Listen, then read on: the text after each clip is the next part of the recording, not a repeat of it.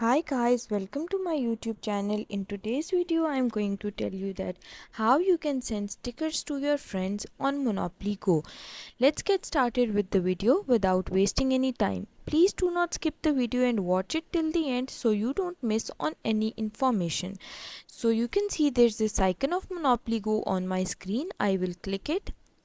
After I click it, it brings me to this game page, and now for sending stickers to my friends, first I will click on the friends option in the bottom right corner of my screen. Now first of all, I have to add friends to send stickers. I can basically add my friends by sending them invites. Over here I can copy the link or invite them from Facebook, and after that, when I have made friends, I have to click this album option. Right now it is locked because I am on level 2 and it needs to be on level 15 to be unlocked. After that, I have to select the sticker that I want to send to my friend. I have to make sure that I have duplicates of it because otherwise I can't send it to my friends. To send a sticker to your friend, you must make sure that you have a duplicate of that sticker. After that, you can send that sticker.